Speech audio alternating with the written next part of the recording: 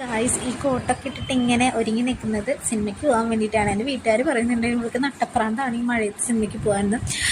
ഞാൻ പോണ സിനിമ പറഞ്ഞു കഴിഞ്ഞാൽ ചിലപ്പോൾ നിങ്ങളും പറയും കേട്ടോ എനിക്ക് നട്ടപ്രാന്തല്ല, അതിനേക്കാളും വലിയ പ്രാന്തുണ്ടെന്ന്. പിന്നെ അവിടെ നിന്ന് ഇറങ്ങിയിട്ട് വീട്ടിൽ നിന്ന് ഇറങ്ങിയിട്ട് നമ്മളൊരു ATM കയറി പൈസ എടുത്ത് പിന്നെ പെട്രോൾ അടിച്ച് പിന്നെ തിയേറ്ററിലെത്തി. ആമ്പലൂരിലെ ശ്രീലക്ഷ്മി സിനിമാസിലാണ് വന്നത്. ഞാൻ കോഫിയൊക്കെ കുടിച്ച് കണ്ട സിനിമ ദേവദൂതനാണ്. ഞാൻ ജനിക്കുന്നതിന് 2 വർഷം മുമ്പ് ഇറങ്ങിയ സിനിമയാണ് കേട്ടോ. പക്ഷെ എനിക്ക് ഈ സിനിമ ഒന്ന് തിയേറ്റർ എക്സ്പീരിയൻസ് ചെയ്യണമെന്ന് ഭയങ്കര ആഗ്രഹമായിരുന്നു. തിയേറ്ററാണെങ്കിൽ ഒട്ടും താല്പര്യം ഉണ്ടായിരുന്നില്ല. TV-യിൽ കണ്ട സിനിമയല്ലേ എന്ന് പറഞ്ഞിട്ട് പിന്നെ എൻ്റെ വാശിയുടെ പുറത്ത് എന്നെ കരയിപ്പിക്കേണ്ടതെന്ന് വെച്ചിട്ട് കൊണ്ടുവന്നതാണ് കേട്ടോ.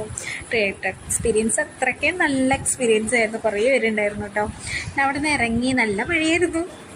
മന്തിയൊക്കെ ഓഫർ ചെയ്തിട്ടാണ് നിധിയേട്ടൻ വന്നത്. പക്ഷെ മന്തിയൊന്നും കഴിക്കാൻ പറ്റിയില്ല, കാരണം നല്ല മഴയായിരുന്നു. പിന്നെ ഞങ്ങൾ മറ്റേ ഒരു ബർഗർ ഷോപ്പിൽ കയറി. ഞാൻ ആദ്യമായിട്ടാണ് ബർഗർ കഴിക്കുമ്പോൾ ആദ്യത്തെ കടിയിൽ ഞാൻ വിചാരിച്ചു ഇതെന്താ ഇഞ്ചമ്പുളിയിൽ തേച്ച് വെച്ചിട്ടുണ്ടോയെന്ന്. പിന്നത്തെ രണ്ടാമത്തെ കടിയിൽ വലിയ കുഴപ്പമൊന്നും തോന്നിയില്ല കേട്ടോ. അങ്ങനെ പിന്നെ വീട്ടിലെത്തി. പിന്നെ ദേവദൂതനെ പറ്റി പറയുകയാണെങ്കിൽ എപ്പോഴേലൊക്കെ നിങ്ങൾ പോയി കാണണം പറ്റുന്നവർ. കാരണം നമുക്ക് എല്ലപ്പോഴൊക്കെ കിട്ടുന്നൊരവസരമാണ്. നമ്മൾ ജനിക്കുന്നതിന് മുമ്പ് ഇറങ്ങിയ സിനിമ നമുക്കിപ്പോൾ കാണാൻ പറ്റുകയെന്ന് പറയുന്നത് ഒരു ഒന്നൊന്നര എക്സ്പീരിയൻസ് ആണ്.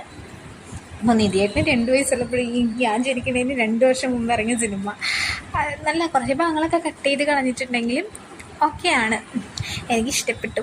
അപ്പോൾ നെക്സ്റ്റ്